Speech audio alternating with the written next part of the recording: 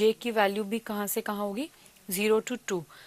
Again order is 2 और loop control variables यहाँ पे 2 हैं क्योंकि मेरे पास मल्टीपल कॉलम्स है और मल्टीपल रोज है। अब इसका क्या मतलब है कि n की वैल्यू है 2, तो मेरे पास 2 रोज हैं और 2 कॉलम्स है, 0 1 0 1। फिर आप उनकी वैल्यू स्कैन करोगे, a i j, a i j, i की वैल्यू पहले 0 है, j की वैल्यू 0 है, फिर 1 हो जाएगी। इसका मतलब पहले हम वैल्यू कौन सी रीड करेंगे, a 0 0 देन a 0 1, ये हो गई आपकी पहली रो। फिर हम लोग रीड करेंगे a 1 0 a 1 1, ये दो वैल्यूज आपकी सेकेंड रो हो गई। Then again the values of matrix B has to be entered one by one. The same thing, यही जो 3 लाइन्स है आपकी फॉर और स्कैन वाली, ये रिपीट होगी। एंड यूजिंग दीज 3 लाइन्स हम लोग डेटा डालेंगे B के अंदर। तो 2 मेट्राइसेस हैं आपके पास, A और B, दोनों में आपके पास मल्टीपल रोज है, मल्टीपल कॉलम्स है। The only thing that you have to keep in mind over here is that the order of matrix is same. दोनों का जो ऑर्डर है वो सेम है, अदरवाइज हम उनको ऐड नहीं कर सकते। अगर मेरे पास एक मैट्रिक्स है 2/3 मीनिंग 2 रोज 3 कॉलम्स, और दूसरा मैट्रिक्स है 3/2 3 रोज 2 कॉलम्स, तो मैं उन दोनों को ऐड नहीं कर सकती। ठीक है, एडिशन कैसे होता है, यहाँ का 0 0 एलिमेंट और नेक्स्ट मैट्रिक्स का 0 0 एलिमेंट, इसका 0 1 एलिमेंट, उसका 0 1 एलिमेंट, दिस इज एडिशन। तो इसमें अगर आपकी नंबर ऑफ वेरिएबल्स भी सेम हुए लेकिन नंबर ऑफ रोज और कॉलम्स अलग हुए तो आप दो मेट्राइसेस को ऐड नहीं कर सकते। अगर दो मेट्राइसेस को मल्टीप्लाई करना है तो मुझे दो मैट्रिक्स का ऑर्डर होगा 2/3 और 3/2।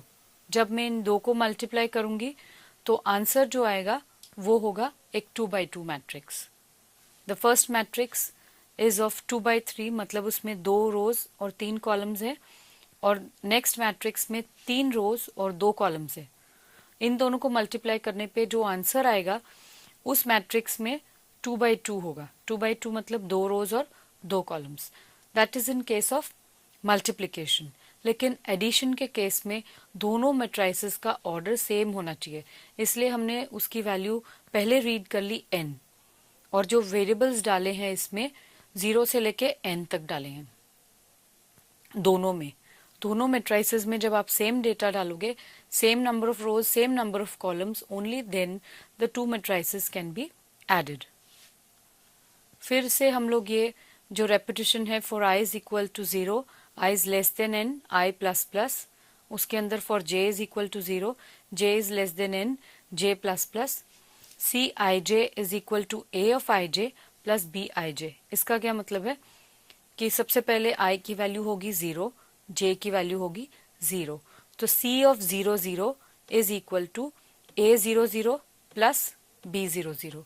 इसके बाद j की वैल्यू हो जाएगी 1, तो c of 0 1 is equal to a of 0 1 plus b of 0 1। मतलब कोरिस्पॉन्डिंग मैट्राइसेस के सेम पोजीशन के नंबर्स ऐड हो रहे हैं। 0 1 वाला जो है वो 0 1 के साथ ही ऐड हो रहा है। देन i की वैल्यू चेंज हो जाएगी और हो जाएगी 1, तो c of 1 0 is equal to a 1 0 plus b 1 0, आपका थर्ड एलिमेंट आ गया। Then j will become 1, c of 1 1 is equal to a 1 1 plus b 1 1। तो आपके चारों एलिमेंट्स ऐड हो गए हैं, दोनों मैट्राइसेस के 4 एलिमेंट्स ऐड हो गए हैं, एंड जो आपका रिजल्टिंग मैट्रिक्स है, जो आपका C है, उसमें भी आपके पास 4 एलिमेंट्स है। A में भी आपके पास 2 रोज और 2 कॉलम्स थी, B में भी आपके पास 2 रोज और 2 कॉलम्स थी। उनको ऐड करने के बाद जो आपका आंसर आया है C में, उसमें भी 4 एलिमेंट्स है इन 2 रोज एंड 2 कॉलम्स। इसको रन करके देखते हैं क्या आएगा।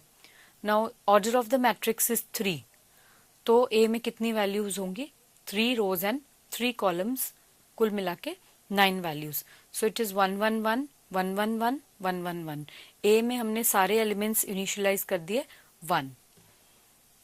ये जो आपका नेक्स्ट मैट्रिक्स है, इसमें हमने वैल्यूज दी है 1 2 3 4 5 6 7 8 9। ये कैसी होंगी? बी में पहला रो होगा 1 2 3, सेकेंड रो में होगा 4 5 6 और थर्ड रो में होगा 7 8 9।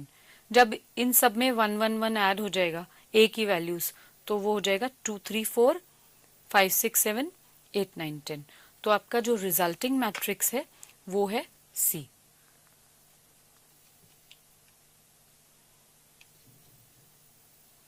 So this is how you add two matrices and get the result in a matrix C.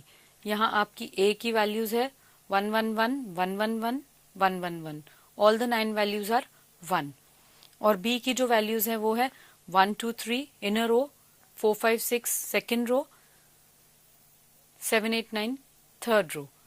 जब इन सब में 1 1 1 ऐड हो जाएगा आपका आंसर होगा 1 2 3 की जगह आ जाएगा 2 3 4, 4 5 6 की जगह आ जाएगा 5 6 7 एंड 7 8 9 की जगह 8 9 10। So that's all about arrays.